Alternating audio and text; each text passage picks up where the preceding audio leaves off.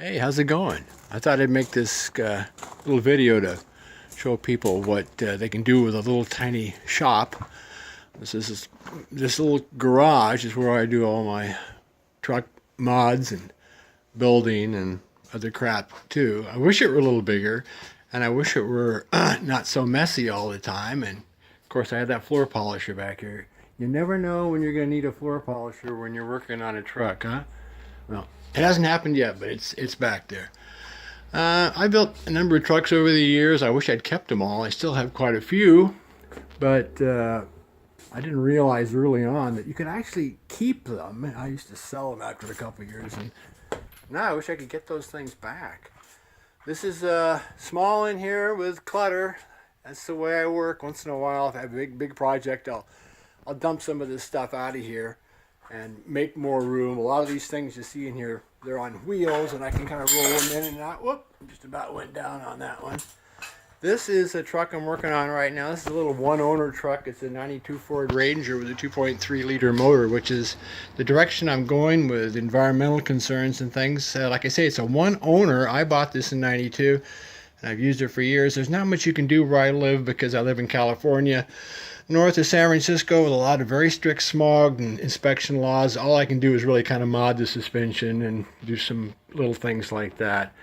But anything is something. And here are some other trucks I've built in that little shop, so you don't have to wait till you get your big fancy car lift or something. These are trucks that I built in here, and they both took a tremendous amount of work, especially for somebody like me that is pretty challenged. But they started out as pretty funky little trucks and stuff, and you just keep working at it, and they start rough, and you just keep working on them, and if you're patient, someday they get finished.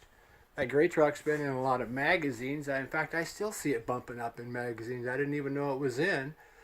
I use this gray truck in my work in the cleaning business for years. I have a ladder rack that goes on it and crap like that, and I can convert it over. It's kind of a multi-purpose truck. It's got a 350 Chevy in it now and 3-speed manual. And it was pretty funky when I bought it. I've been a truck guy for a long time. You used to be able to buy these for $400 or $500. Now you can still get them for $400 or $500, but you have to kill the owner and then just basically steal it from them. This is the most complicated truck I ever built, and I wouldn't do it again. The lighting's not too good here. This is a 58 Ford F100 Pro Street, what they call a back cab car, with these giant rear tires, and where you cut the back of the frame and weld on another section that has, in this case, like a 4-link suspension.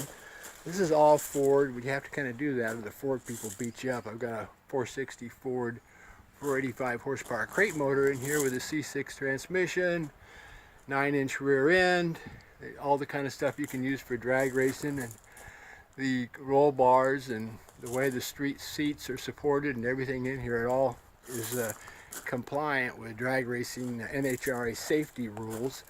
So I used to do some drag racing, and then when I got older, it took me like 10 years to get this thing on the road. Actually, the car went faster than I like to go. That's the trouble with getting old. Here's another truck I use all the time. This is basically my daily driver, which I can't get in the shop because it's so tall. But I work on it out here in the driveway and such, and I found a lot of different parts and camper shell for this, which I really like. And I got this seat in here up at a Portland swap meet a couple years ago. There's my gym bag in there. That's what I do with this thing, is use it daily. It's got a 57 Ford Y-block in it, and it's one of my favorite trucks, if not the favorite one. I kind of like them, kind of semi beat up, but functional. So I thought I'd give you a quick tour of what I'm doing here. And I went out and looked at a 39 Ford the other day from a friend of mine, Bill Crowley's.